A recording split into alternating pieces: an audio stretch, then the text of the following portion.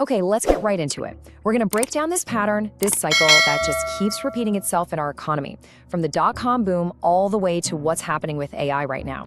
So why do these things keep happening? It's a huge question, right?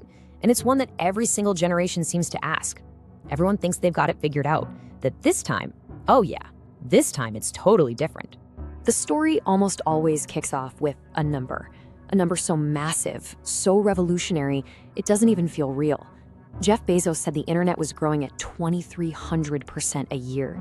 He called it a gravitational force. It's like discovering a new law of physics.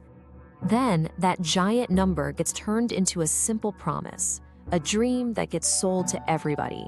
Why rent when you can own? Home prices will always go up. Remember that one? It makes something incredibly complex feel simple, and makes something really risky feel like the safest bet in the world. And then, eventually, it ends with a confession. A moment where someone admits that the math just doesn't add up. And we're all left standing there, scratching our heads, wondering, how on earth did we get here again? Okay, so let's dissect this. Every single one of these cycles starts with a spark. And to be fair, it's usually a genuinely powerful, truly revolutionary idea, something that really does promise to change the world. And just look at the pattern here. The dot-com era, the promise of infinite information. The housing bubble, the American dream for everyone. Crypto, a whole new financial system, no banks needed. And now AI, infinite intelligence. See the common thread? Each one of these grand promises taps into a really deep, fundamental human desire. It's not just about technology, it's about what we want. And sometimes that spark isn't just about a cool new invention. Sometimes it's an act of rebellion.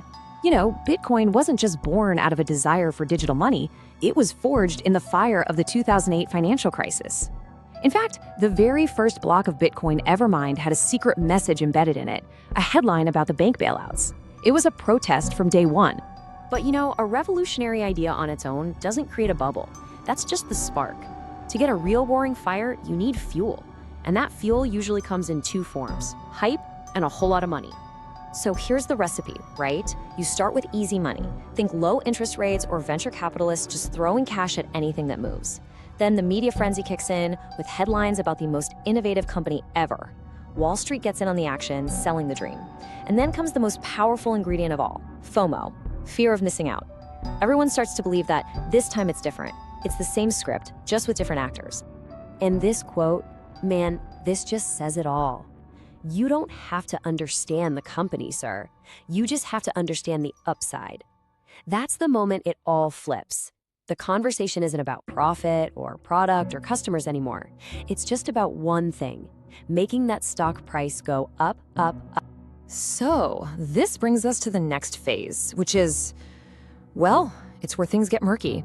It's the point where the line between a big, ambitious vision and, let's be honest, outright fraud starts to get really, really blurry. The pressure to keep that rocket ship flying is just immense. Take Enron, for example. They used this fancy-sounding thing called mark-to-market accounting. But what did it really mean? It meant they could basically predict future profits that might happen years down the line, or maybe never, and book them as income today. It was financial alchemy. They were literally creating a perfect illusion of success built on profits that were entirely theoretical. And Enron wasn't alone. You see this cast of characters pop up again and again. Elizabeth Holmes, right? The vision was to revolutionize healthcare with a single drop of blood. The reality? Faked demos with a machine that flat out didn't work. Bernie Madoff promised steady returns from an exclusive fund. The reality? Just a classic Ponzi scheme. It's always the same play. A charismatic leader tells a world-changing story, but behind the curtain, it's all just smoke and mirrors. And how do they keep the illusion going for so long? Well, look at what Theranos did.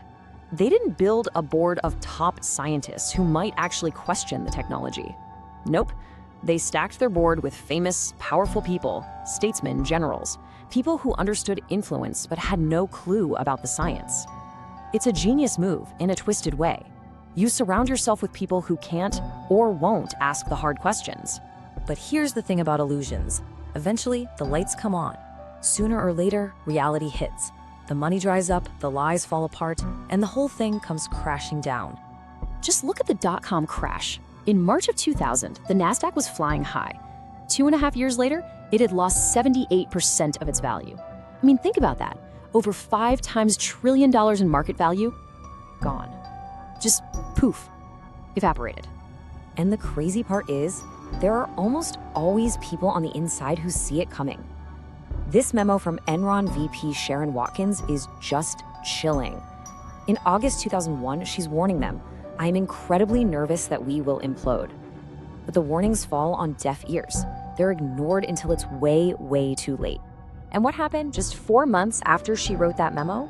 The implosion she predicted became a reality. Enron, which was the 7th largest company in America, filed for bankruptcy. $63 billion in shareholder value vanished, and thousands upon thousands of people lost their jobs and their life savings overnight. And you'd think we'd learn, right?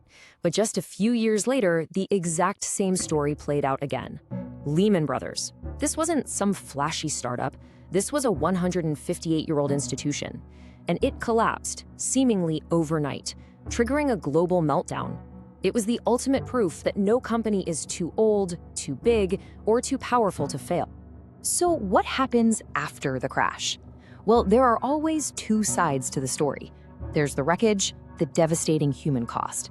But there's also a kind of rebirth, where real, lasting innovation can finally rise from the ashes.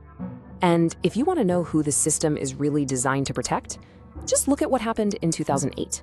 The major banks that caused the crisis, they got a $700 billion bailout. The executives, many of them got their bonuses back. And who paid the price? Ordinary people. 4 million families lost their homes, 8 million people lost their jobs. The contrast is just staggering. But here's the other side of it. All that wreckage actually clears the field for the companies that were built to last. Take Amazon. During the dot-com crash, their stock got absolutely hammered. It fell 95%. But they survived. Why?